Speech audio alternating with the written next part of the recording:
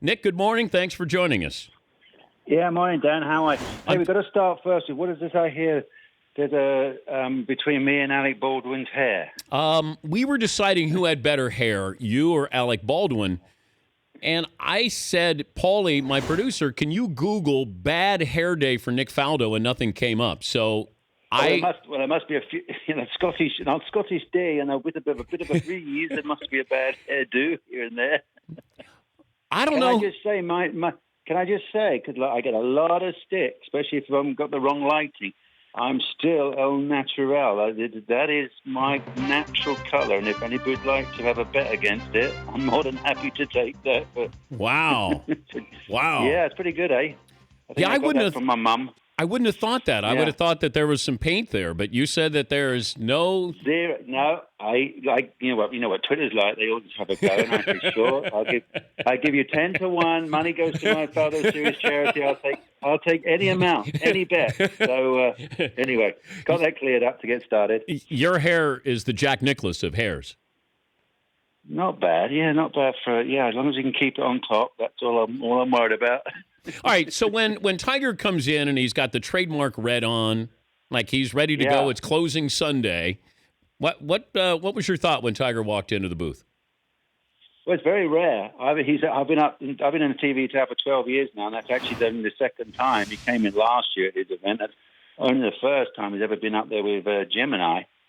And he brought his kids in, as you said, and he was making faces and waving to them all the time. You kind of think he feels a little uncomfortable up there for a while. And what he's done for his foundation is fantastic, brilliant work. And but obviously, we golfers want to know where he is on this rebuild, and what state is play, and body, swing, and mind. That's what I was trying to get to, and.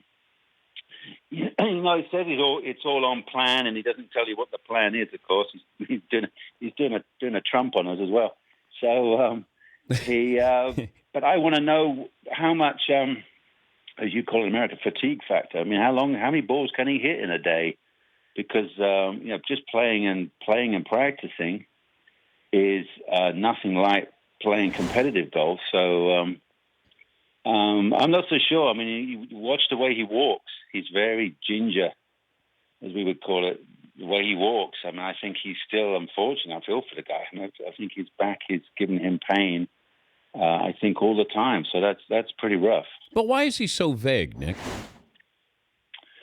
That's been the question for 20 years. I mean, I think he's always liked to give a different answer to the question, never really given the insight into him or his life or his thinking and what have you. I mean, I've tried to ask him at times some golf questions, and I get answers back where I've never heard that answer before. So, you say, well, okay, that's what he said. So, it's very difficult to read. We all automatically, everybody reads between the lines or speculates, and he teases up for that every time by not really just saying, what is on track. If he was just to say, hey, it's going to still be 3 more months, I reckon I could do it in that or something. And that would give everybody, the golf fans would love that, to know that Tiger could potentially come back out 3 or 6 months. But I think physically it's to get strong enough to play 72 holes would be it doesn't look like it. If he really is having problems walking, it's just the physical test is way more than people give golfers credit for on tour. He's Sir Nick Faldo, CBS sports golf analyst, joining us, Dan Patrick Show. But also, you have to get to a point where you accept your mortality. And you went through this where, can I play? Can I be comfortable with this? The expectation level from yourself, fans, the media. That's a hard thing. If you said to Tiger, you can go out and play, you're going to compete, but you're never going to win another major, but you're going to be able to go out and be a top 50 or 75. Could he accept that, or would he rather not play? I agree totally with that. I would say no. I mean, I knew, speaking for myself, when you start saying, God, I can't play how Nick Faldo used to play, and you start thinking, well, what is it? And you say, well, But the terrible thing about our game is it dangles a carrot in front of you every day. Tomorrow you might go and shoot 65, and you think, I believe I could do that, but could you do it again the next day? And you can't, and that's the problem. It makes you feel as if you can do it, and even now I think, God, how good could I play? But you know darn well it's not that, and then you start saying, well, what is a goal? And you say, well, I can just give myself as an example. Go and make the cut at the Open Championships, and you think, well, yeah, but for me right now to make the cut, we found, but let's say where am I now? Because I'm nearly 60. So when I was 50, you start thinking, but if a great performance is top 20, do I want that? Do I want to go through all that and I have to walk away and go? And then who cares about you shooting 20, top 20 or something? So, I agree with you. I mean, Tiger was so totally dominant. We give him that. He was unbelievable. And for him to sit and think, so what is my goal? Well, and the other great thing about our game is very, very easy to set goals. You got a goal for him at the beginning of the week. I want to win this tournament. So what's the journey? Well, that means I have to shoot 65 or whatever, and that means this particular hole I need to birdie it, and that means this 3-iron I want to hit it to 10 feet, and whoosh, and he does it. So it's easy to set goals, and suddenly when he's poor guy sitting around unable to set a goal. I mean, this has all gone on now for a couple of years, and it's what is this new goal? Is this new goal just to get good enough to get back and play and then see where he is?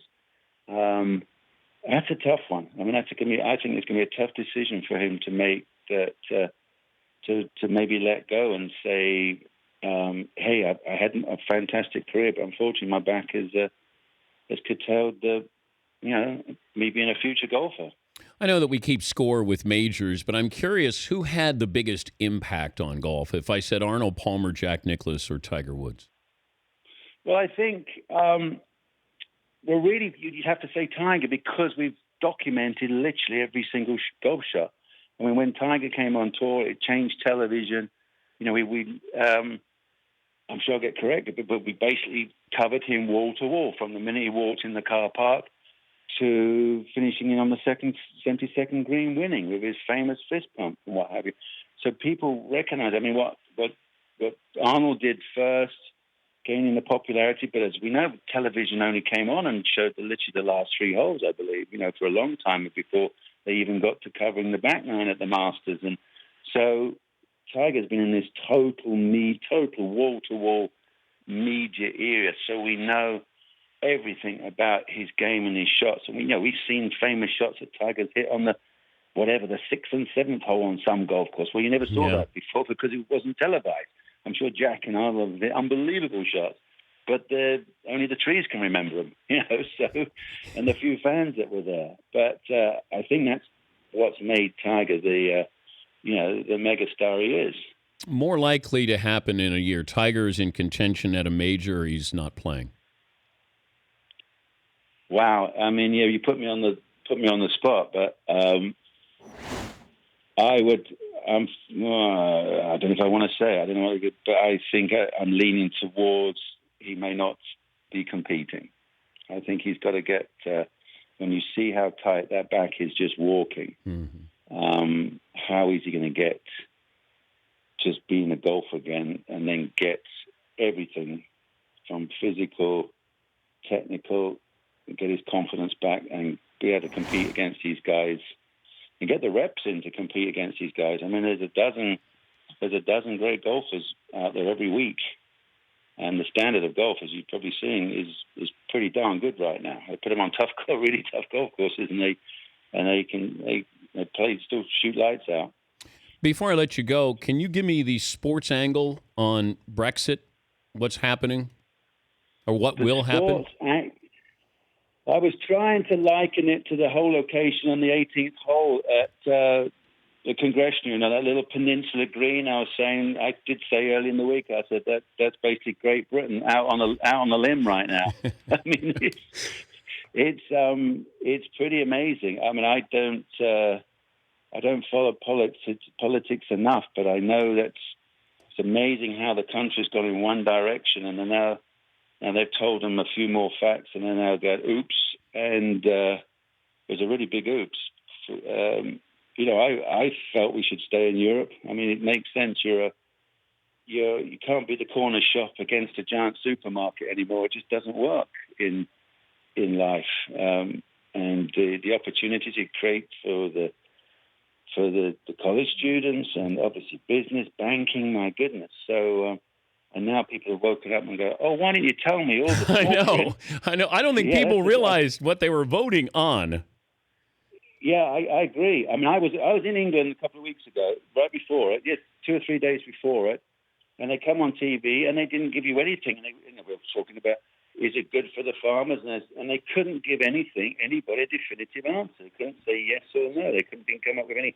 And you would have thought that they should have just run the facts of real cold facts, not people's opinions, what it means. And so it's, little old Great Britain got a bit of a walloping, last week. Amazing. Nick, thank you. You and Jim did a great job in trying to pin Tiger down, which isn't easy, and we appreciate you joining us this morning. All right, thanks for that. Cheers, Ed. All right, cheers. Nick Faldo, Sir Nick Faldo, CBS golf analyst, 6-time major winner. The Dan Patrick Show, weekday mornings on Audience.